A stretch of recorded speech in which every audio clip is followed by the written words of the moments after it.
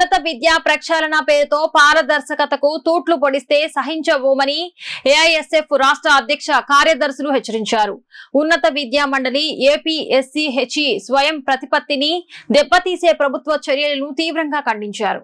మంగళగిరిలోని సిసిఈ భవన్ వద్ద ఏఐఎస్ఎఫ్ ఆధ్వర్యంలో నిర్వహించిన ధర్నాలో రాష్ట్ర అధ్యక్షులు వలరాజు, ప్రధాన కార్యదర్శి బంతిర నాజర్జీ మాట్లాడుతూ ఎలాంటి చర్యలు లేకుండా విద్యావేత్తల అభిప్రాయాలు తెలుసుకోకుండా చీకటి జీవోల ద్వారా ఉన్నత విద్యా వ్యవస్థలో మార్పులు చేయడం ప్రజాస్వామ్యానికి విరుద్ధమని అన్నారు. దాదాపు 40 సంవత్సరాలుగా పారదర్శకంగా కొనసాగుతున్న వ్యవస్థను అకస్మాత్తుగా నిర్వీర్యం చేయడం వెనుక ఉన్న ఉద్దేశాలపై ప్రభుత్వం స్పష్టత ఇవ్వాలని డిమాండ్ చేశారు. ప్రభుత్వం తీసుకొచ్చిన తాజా జీవో ద్వారా ఉన్నత విద్యా కమిషనర్కు అన్ని అధికారాలు కేంద్రీకరించడం వల్ల పారదర్శకత కోల్పోతుందని నాజర్జీ పేర్కొన్నారు.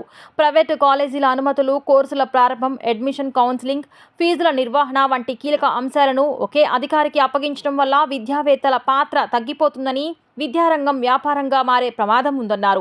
పరీక్షలు మరియు ప్రవేశాల ప్రక్రియలను వేరు చేయడం చట్టవిరుద్ధమని, విద్యార్థులకు అన్యాయం జరుగుతుందని హెచ్చరించారు.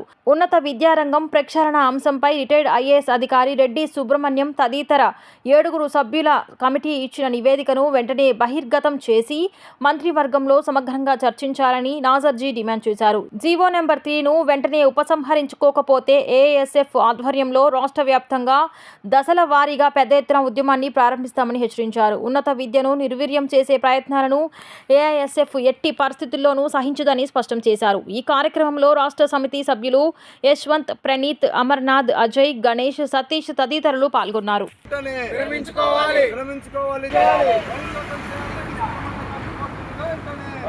నాసర్జీ, ఏఐఎస్ఎఫ్ రాష్ట్ర ప్రధాన కార్యదర్శి, రాష్ట్రంలో విద్యా వ్యవస్థలో విప్లవాత్మక మార్పులు తీసుకొస్తానని చెప్పని ఈరోజు విపత్తుకర మార్పులు తీసుకొస్తా ఉన్నారు రాష్ట్ర విద్యాశాఖ మంత్రి నారా లోకేష్ గారు. ఏదైతే ఇటీవల రాష్ట్ర ప్రభుత్వం ఉన్నత విద్యా మండలి అధికారాలని తొలగించి గతంలో ఏదైతే కాలేజ్ ఎడ్యుకేషన్ ఉండేదో దాన్ని అప్పచెప్పి ఈరోజు కమిషన్ ఆఫ్ హైయర్ ఎడ్యుకేషన్ అని చెప్పిన బోర్డును పెట్టి పూర్తిగా ఉన్నత విద్యా మండలి నిర్వీర్యం చేస్తూ ఉన్నారు. ఈరోజు ఏఐఎస్ఎఫ్గా నారా లోకేష్ గారికి తెలియజేస్తూ ఉన్నాం. అయ్యా నారా లోకేష్ గారు, ఇది మీ తాతగారు ముఖ్యమంత్రిగా ఉన్న సమయంలో ఎన్టీ రామారావు గారు 1988 సంవత్సరంలో ఉన్నత విద్యా మండలిని తీసుకోవడం జరిగింది. ఈ రాష్ట్రంలో యూనివర్సిటీలో ఉన్నత విద్యను కాపాడాలంటే కేవలం ప్రొఫెసర్ల వల్ల సాధ్యమైంది, ఉన్నతి విద్యావేత్తల మధ్య వాళ్ళ వల్లే సాధ్యమైందని చెప్పని ఆ రోజు విద్యామండలి తీసుకొస్తే ఈరోజు మనవడిగా ఉన్నటువంటి మీరు తాతగారి ఆశయాన్ని ఈరోజు కూనీ చేస్తూ ఉన్నారు. ఈరోజు ఏఐఎస్ఎఫ్గా స్పష్టంగా తెలియజేస్తూ ఉన్నాం, మీ చుట్టూనటువంటి ఐఏఎస్ అధికారులు మిమ్మల్ని తప్పుదో పట్టిస్తున్నారు. దయచేసి నారా లోకేష్ గారు గ్రౌండ్ రియాలిటీకి రండి. మీ ఇమేజ్ని పూర్తిగా ఈ రాష్ట్రంలో మీ చుట్టూ ఉన్న ఐఏఎస్లు అనాలోచిత నిర్ణయాల వల్ల, వాళ్ళ వ్యక్తిగత స్వార్థాల వల్ల ఇటువంటి నిర్ణయాలు తీసుకొచ్చి ఉన్నత విద్యా మండలిని పూర్తిగా నాశనం చేస్తూ ఉన్నారు. ఈరోజు ఏఐఎస్ఎఫ్గా తెలియజేస్తూ ఉన్నాం, స్కూల్కి స్కూల్ ఎడ్యుకేషన్ ఉండిద్ది, ఇంటర్ బోర్డుకి ఇంటర్ ఎడ్యుకేషన్ ఉండిద్ది, కాలేజ్ ఎడ్యుకేషన్ ఉండిద్ది. కానీ మీరు మాత్రం పూర్తిగా ఉన్నత విద్యకు మాత్రం 40 సంవత్సరాలుగా ఉన్నత విద్యా మండలి పక్కన ఉంటే మళ్ళీ కమిషనర్ ఉన్నత విద్యా జి వలరాజు, ఏఐఎస్ఎఫ్ రాష్ట్ర అధ్యక్షులు. ఈరోజు రాష్ట్రంలో విద్యాశాఖ మంత్రి తీసుకున్నటువంటి అనాలోచిత నిర్ణయాల వల్ల రాష్ట్రంలో ఉన్నత విద్యారంగంలో ఉన్నటువంటి విద్యార్థులకు జబ్బు చేస్తూ ఉంది. అందుకు సంబంధించినటువంటి ప్రధానంగా నిదర్శనమే ఇవాళ యాప్సీకి సంబంధించినటువంటి స్వయం ప్రతిపత్తిని నిర్వీర్యం చేస్తూ జీవో నెంబర్ 3ను తీసుకొని రావడం.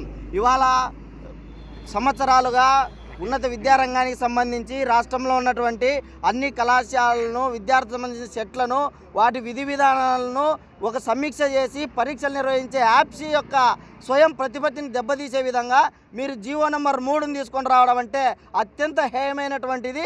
ఇది లోపభూయిష్టమైనటువంటి నిర్ణయాలు. తక్షణం ఈ జీవో నెంబర్ 3ను వెనక్కి తీసుకోవాలి. ఈ యొక్క ఏదైతే స్వయం ప్రతిపత్తి ఉందో యాప్సీకి దాన్ని కొనసాగించాలని చెప్పి డిమాండ్ చేస్తా ఉన్నాం.